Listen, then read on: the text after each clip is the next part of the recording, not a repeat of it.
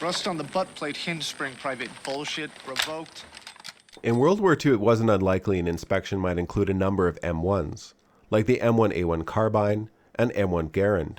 And for those thorough officers, this might include an M1 helmet liner and M1 bayonet.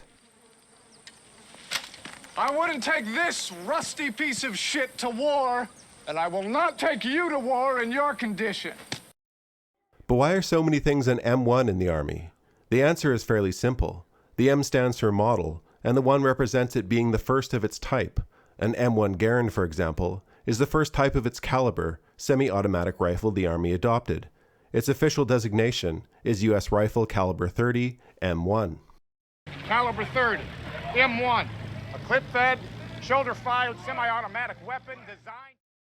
This also applies to modern Army designations. The M1 Abrams, for example, was the first of its kind third generation of American main battle tank.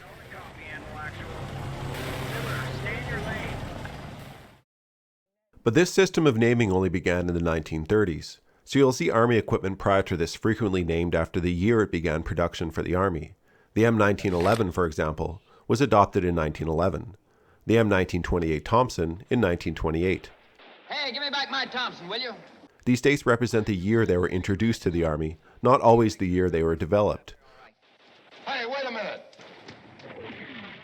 As the system of naming changed only a few years prior to World War II, and with the Army rapidly adopting new equipment during this time, this explains why so many things in World War II are an M1 or Model 1.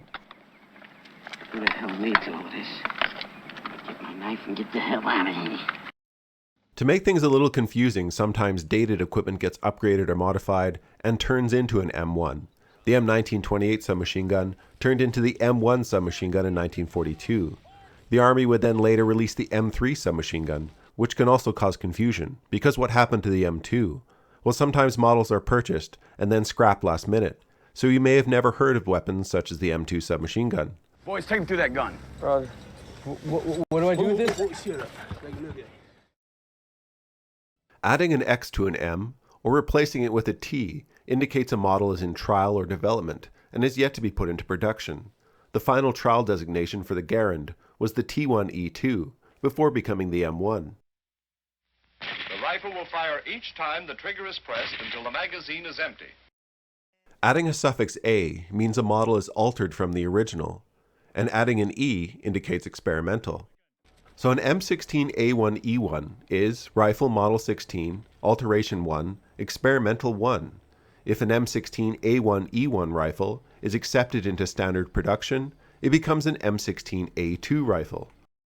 The Navy, of course, does things a little different and uses the Mark prefix, all the way up to ship-mounted guns. Mahalo, motherfucker.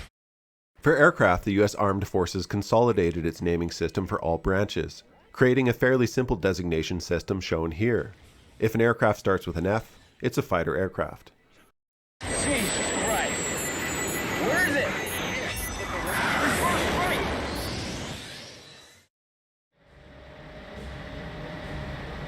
Johnny, I'll be right out.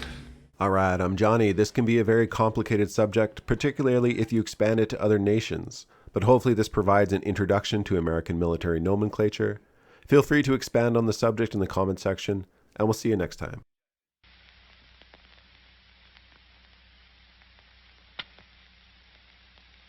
Here's how it's done.